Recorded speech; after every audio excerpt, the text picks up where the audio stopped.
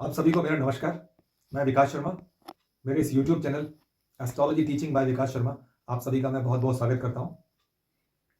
साल 2024 कर्क राशि के लिए किस प्रकार का होगा उसको आज हम समझेंगे, लेकिन उससे पहले एक छोटी सी रिक्वेस्ट।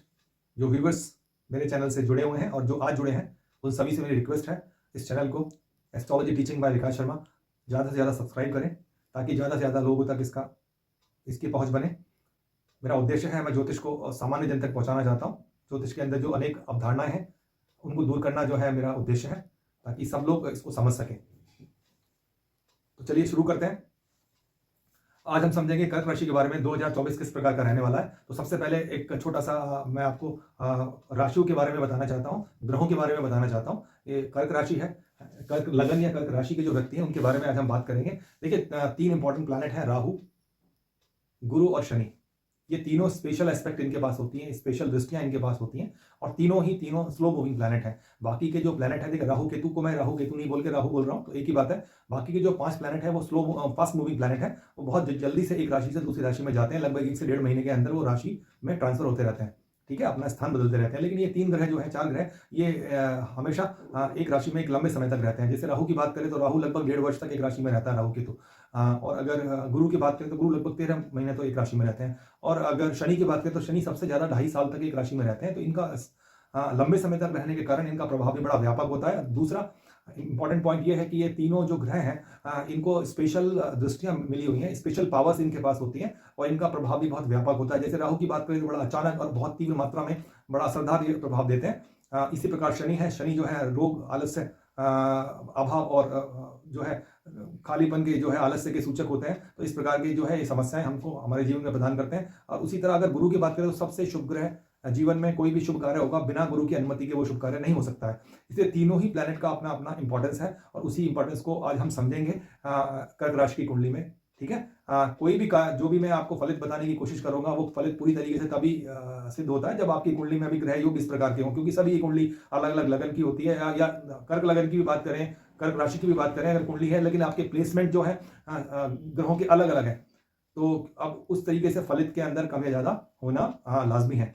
तो इस बात को ध्यान में रखते हुए, क्योंकि ये केवल एक सामान्य जानकारी है, या इसको जो है सामान्य जानकारी के तौर पर ही लें, ये केवल हमको सूचित करती है कि आने वाला समय हमारा किस प्रकार का होगा। बाकी जो बातें हैं कम या अधिक वो इस बात पर निर्भर करती हैं कि जो ग्रह आपको अगर पाप फल दे रहे हैं या जो ग्रह शुभ फल दे रहे हैं वो आपकी कुंडली में दशाएं या अंतर्दशाओं के माध्यम से है या नहीं है। ठीक है, तो ये तो था एक ग्रहों के बारे में। अभी हम बात करते हैं, जैसे मैं बता चुका हूं कि जो है गुरु की बात करते हैं तो गुरु 2024 के अंदर अप्रैल तक जो है मेष राशि में रहने वाले हैं। अभी वो मेष राशि में है, अप्रैल के बाद वो अपनी राशि को परिवर्तन करके वृषभ राशि में चले जाएंगे। राहु की बात करें तो वर्ष पर्यंत जो है राहु मीन राशि में रहने वाले हैं, क्योंकि आप सभी लोग जानते हैं राहु केतु की जो गति होती है वक्र गति होती है, उल्टे चलते हैं। उसी प्रकार शनि जो है पूरे वर्ष पर्यंत जो है सबसे अधिक समय तक रहते हैं, वो 2.5 वर्ष तक, यानी 2024 का जो पूरा वर्ष है उस पूरे वर्ष में शनि अपनी मूल त्रिकोण साइन के अंदर अपनी खुद की राशि के अंदर रहने वाले हैं। तो ये तो ग्रहों के बारे में था। अब हम शुरू करते हैं। सबसे पहला जो है स्वास्थ्य की अगर हम बात करते हैं तो स्वास्थ्य के लिए किस प्रकार का समय है। देखिए, कर्क राशि या कर्क लगन वाले जो व्यक्ति हैं उनके अष्टम स्थान में शनि आ गया है। शनि यद्यपि अपनी मूल त्रिकोण राशि के अंदर है, जब कभी शनि अष्टम होते हैं लगन से या चंद्रमा से तो बहुत अशुभ प्रभाव दिखाते हैं। स्वास्थ्य की दृष्टि से वो समय आपके लिए बहुत मुश्किल भरा होता है। और अगर ये मून साइन है आपकी, अगर चंद्रमा आपके लगन में है या चंद्रमा लग्नेश होकर कहीं और बैठा हुआ है, वो अशुभ ग्रहों के प्रभाव में है, और चंद्रमा जो है पक्षबल में भी हीन है, तो अब ऐसी समस्याएं बहुत अधिक मात्रा में आपको देखने को मिलेंगी। और साथ ही साथ अगर उसकी दशा महादशा भी हो या अंतरदशा भी हो तो इस प्रकार की समस्याएं आपको साल के शुरुआत में ही आपको देखने को मिलेंगी। तो अपना इस वर्ष जो है स्वास्थ्य का बहुत ध्यान रखना है। अनेक प्रकार की स्वास्थ्य संबंधी समस्याएं, जोड़ों के दर्द जो है, अर्थराइटिस की प्रॉब्लम्स या लिवर संबंधित प्रॉब्लम, पेट की समस्याएं या छाती की समस्याएं, गले की समस्याएं, इस प्रकार हृदय की समस्याएं, इस प्रकार का जो समय है आपके लिए जो है रहने वाला है स्वास्थ्य की दृष्टि से। तो स्वास्थ्य की दृष्टि से ये जो साल है आपके लिए अच्छा नहीं है।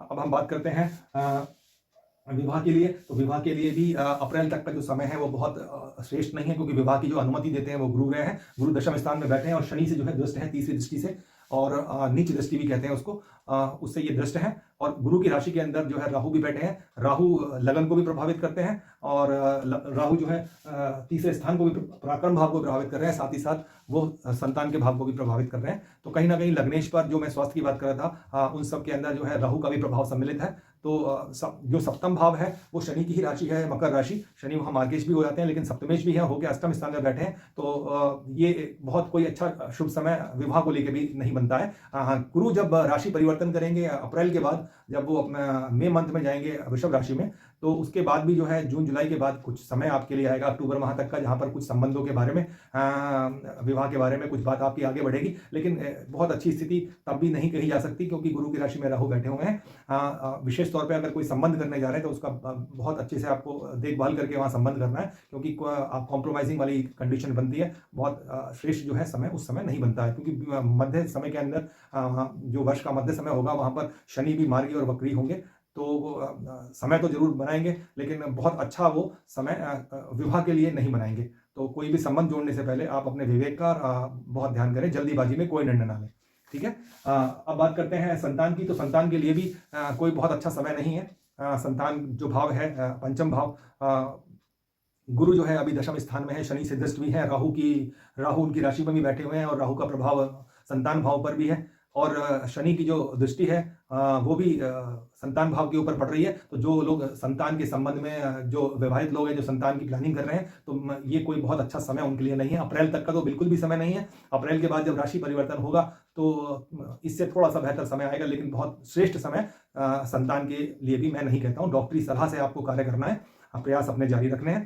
तो अब आप आगे चलते हैं, बात करते हैं कार्य क्षेत्र की। तो कार्य क्षेत्र में गुरु बैठे हुए हैं और गुरु से एकादश स्थान में शनि बैठे हुए हैं अपनी मूल त्रिकोण साइन के अंदर अष्टम भाव में। अष्टम भाव से वो तीसरी दृष्टि जो है दशम स्थान के ऊपर जा रही है। जब भी शनि जब चंद्रमा से या लगन से अष्टम होते हैं तो स्वास्थ्य के साथ साथ धन की, मान सम्मान की हानि होती है।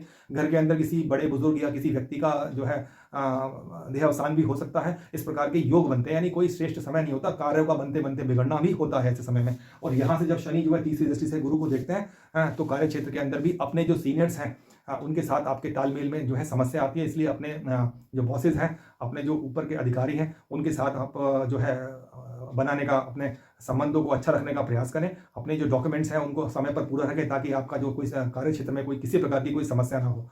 तो इस प्रकार का ये समय देते हैं। और साथ ही साथ स्थानांतरण का भी जो है ये समय इस प्रकार अभी दिखा रहे हैं। इस प्रकार के योग है जो लगभग जून जुलाई के बाद से कहीं दूर जगह पर आपका स्थानांतरण हो सकता है या दूर की यात्राएं भी हो सकती हैं। इस प्रकार का समय अभी आपकी कुंडली में बन रहा है। आय की बात करें, इनकम की बात करें तो अप्रैल तक का समय आय के लिए भी अच्छा नहीं है। गुरु के ऊपर शनि की दृष्टि है और जब ये राशि परिवर्तन करके जो है मेष राशि से वृषभ राशि में जाएंगे जून के बाद से, थोड़ा सा समय आपके लिए बेहतर होगा। आय के नए नए साधन आपके सामने बनेंगे। तो ये जो समय है कुल मिला के अगर मैं आपको देखूं तो सभी लिहाज से जो कुंडली है, स्वास्थ्य की दृष्टि को छोड़ के बाकी सब, संतान की या विवाह की दृष्टि को देखें तो सभी तरह से जो है आपके लिए जो है समय अच्छा नहीं है। तो मैं इस कुंडली को जो है 50% रेट करता हूँ। इस पूरे वर्ष में जो उपाय मैं आपको बताता हूँ उसका आपको बहुत ध्यान रखना है। भगवान शिव और भगवान सूर्य की आपको उपासना करनी है पूरे वर्ष जो है, उनका ध्यान करके घर से निकलें। और अंधे, कोढ़ी, भिखारी और जो गरीब लोग हैं उनका यथासंभव आप हो सके तो अन्न और वस्त्रों का दान कीजिए। और जो स्त्रियां जो हैं संतान के लिए कोशिश कर रही हैं वो देवी सूक्त या अगला स्तोत्र का पाठ करें संध्या समय में। तो ये था कर्क राशि के बारे में, मैंने आपको बताया। बहुत अच्छा समय आपके लिए नहीं है, तो भी जो है भगवान का, ईश्वर का नाम लेते हैं, धर्म कर्म का कार्य करते हैं तो आपके लिए जो समय है बुरा समय भी निकल जाता है। ठीक है, मैं अपनी वाणी को यहाँ विराम देता हूँ। आपका आने वाला वर्ष जो है मंगलमय हो, इसी शुभकामनाओं के साथ नमस्कार।